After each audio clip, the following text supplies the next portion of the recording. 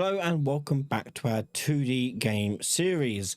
In this episode, we're going to start work on our 2D game character. So setting up their sprite and putting it up together with their movement. So let's jump straight in. So we're going to start off by creating our character. We're going to go into what we're currently using as our default character in the third-person template. And in here, we're going to change obviously the design of our character. We're not going to be using a 3D model, instead we're going to be using 2D. So instead of the mesh here, we're just going to clear that so it has no mesh on it. Now we're going to add a flipbook and do paper flipbook, and this would be where your character's mesh would actually be, like the actual image of them would be.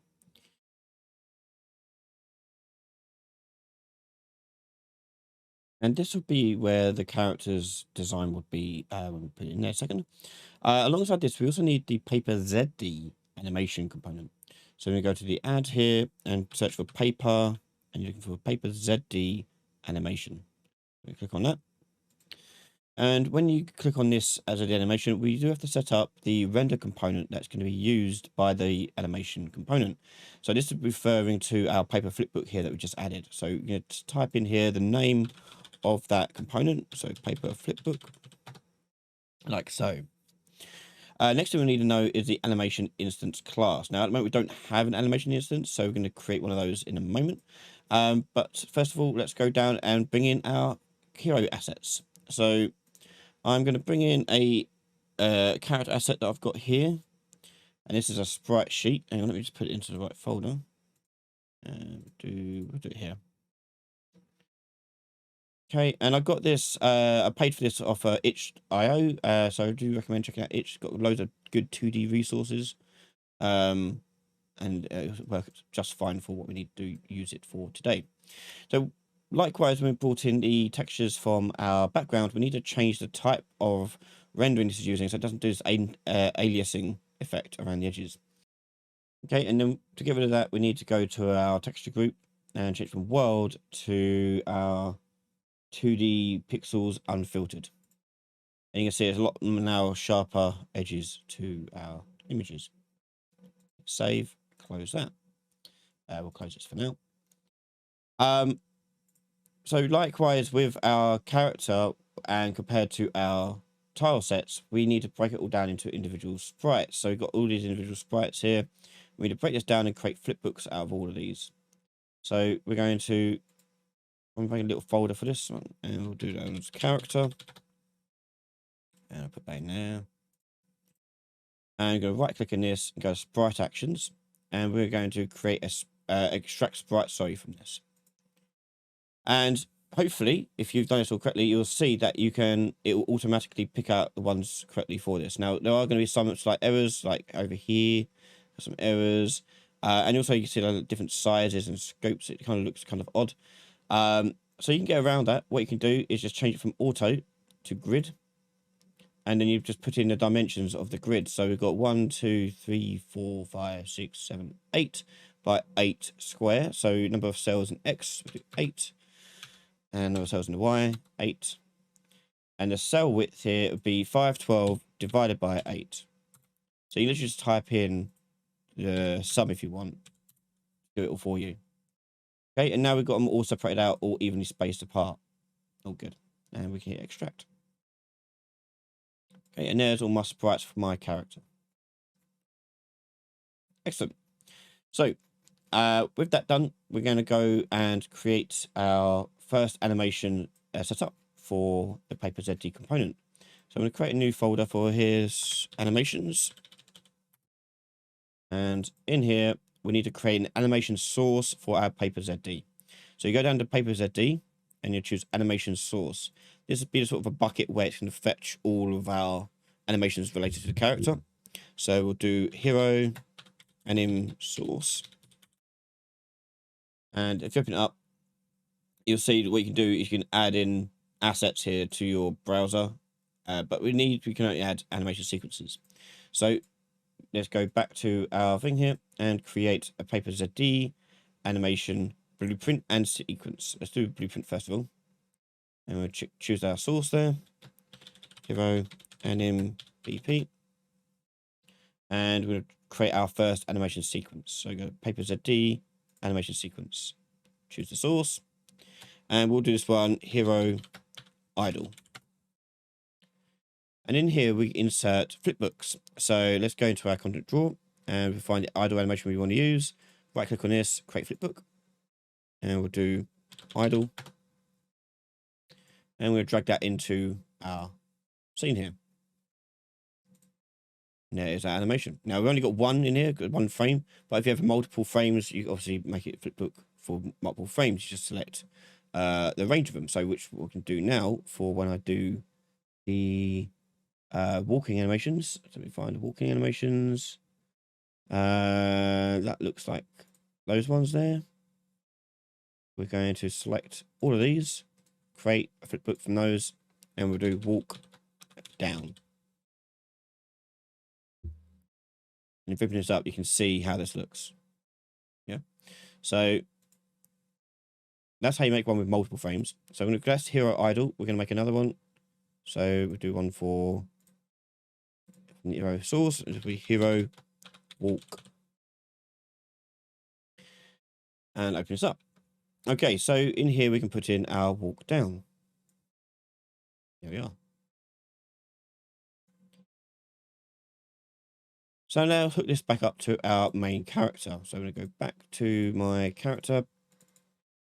And we're going to go to the viewport. Set the paper flipbook here to our sprite. So I'm going to go to source flipbook. And choose my idle. And I'm going to go to paper ZD animation. And we're going to choose our hero animation blueprint. And there he is. So I'm just making him a bit bigger.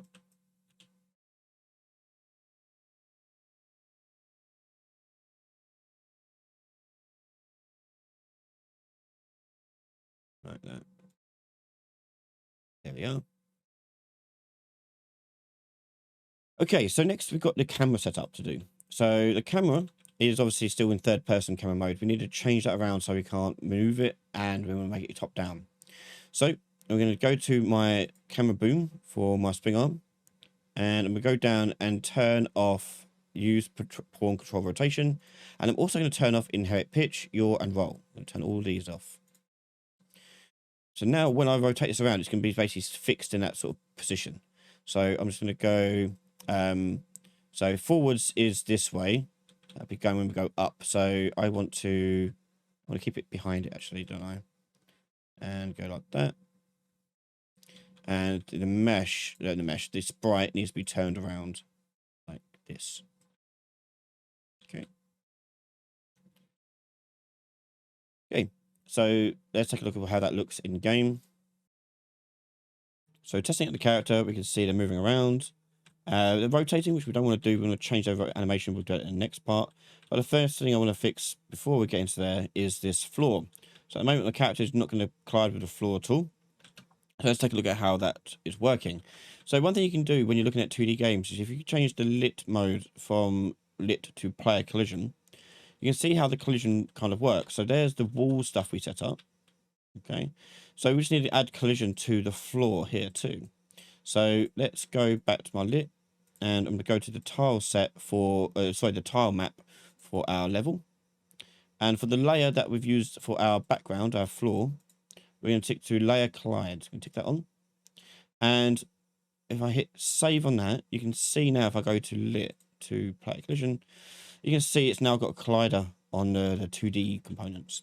Now this is too thick for our collider. Our capture is going to not sit on top of it correctly. It's going to look a bit weird. So we're going to bring that a bit smaller down. So we're going to go back to our tile map. And in there, you've got two options you can do. You can do the thickness or you can do the offset. So we're going to do a thickness change, and we'll tick this on and change that to 10 or 5, something small like that. And hit save. So now you see that the thickness of this is a lot smaller.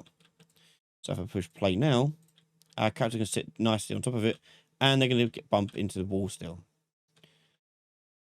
So the thing I want to change most about this though is, with regarding the camera, is changing it to orthographic, so we can make use of the flat nature of the 2D world rather than be tricked by the 3D-ness of the world around us. So if we go back to our player character, there, and we're going to click on the camera, and you're going to change it projection mode here from perspective to orthographic. Now these settings over here will change what kind of sizing, basically how far away the camera would be when it's orthoed. But we'll have a look at that and tweak that as we need it. So I'm going to put this on my other screen for a second. And now you can see how the character is now more flat and it looks more in line with what we expect with the in terms of the world around us here. So if we want to move the camera zoom out for this, we're going to go change the ortho width here to something a lot higher. So 1024, for example. And our character now be a little bit more zoomed out. Okay. So moving around here, we can click through the scenery, as you can see, which is obviously a big problem. We don't want to be able to do that. We want it to kind of stop our character. Now, there are a few ways of doing this. One way we're going to do is we're going to change the capsule component here so it's not a capsule. So let's go to our player character and go to the viewport. And we're going to click on the capsule and we're going to change its half height and radius to be the same. So change it to be 35. Okay, so you get like a sphere. And then I'm going to change my character to fit inside that. So we just scale them down a bit, put them inside it a little bit better, like that. Okay, and then because we're in a top-down game, let's change the angle of our camera to be more top-down. So it's looking directly down on our character. And then we have to change the orientation of our sprite here so that it is flat on the floor like this. And obviously work on the capsule collision size as much as you like to get the desired effect you want. So now when I push play, our character's going to go up and now can collide with the wall. And there you have it. We've now got our character on its way. But what we're going to do in the next episode is we're going to add animation to this thing. So we can animate it and just tidy up a few things to make it look even better for our final game. So you can watch the next episode right now over on patreon.com/Ryan Laley, where you can find all my videos early before everyone else from just $1 a month. A massive thank you to all my patrons and YouTube members for their continued support in the channel. Thanks for watching. Make sure you're subscribed and I'll see you next time. Bye everyone.